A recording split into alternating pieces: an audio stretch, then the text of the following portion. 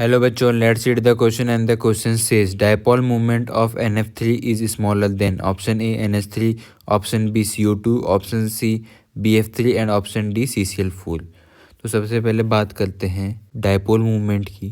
तो dipole movement क्या होता है? ये होता है हमारा product of charge and distance. ये हेल्प करता है हमें मॉलिक्यूल के अंदर पोलैरिटी को कैलकुलेट करने में या फिर फाइंड करने में। सबसे पहले बात करते हैं NF3 की।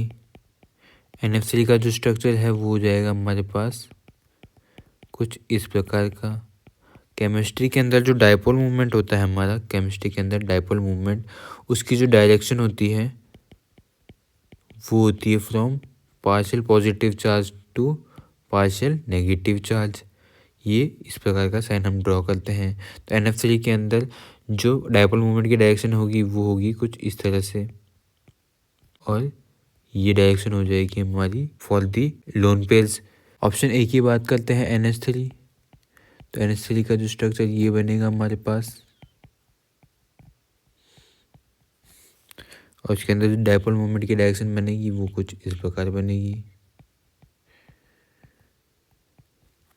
ऑप्शन बी की बात करते हैं CO2। तो CO2 एक लीनियर हमारे पास मॉलिक्यूल है, तो जिसको डायपोल मोमेंट की डायरेक्शन बनेगी वो बनेगी from partial positive charge to partial negative charge. C की बात करते हैं तो ये हमारे पास BF3। इसका स्ट्रक्चर बनता है हमारे पास ट्रायंगुलर प्लेनर का।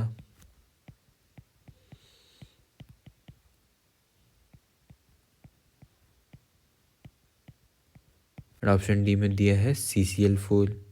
ये बनता है हमारे पास टेट्राहेड्रल।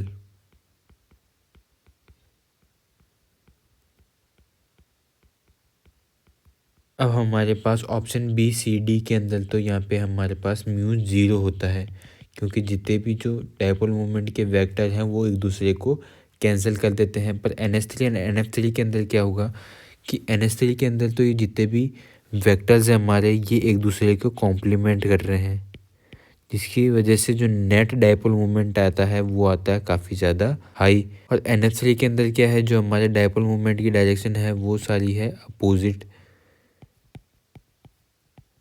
जिसकी वजह से इसका डायपोल मूवमेंट जो आता है वो आता है कम देन NH3। तो डायपोल मूवमेंट आता है NH3 का ज़्यादा देन NF3 से। तो हमारा करेक्ट आंसर हो जाएगा option A NH3। Hope understood it well, all the best.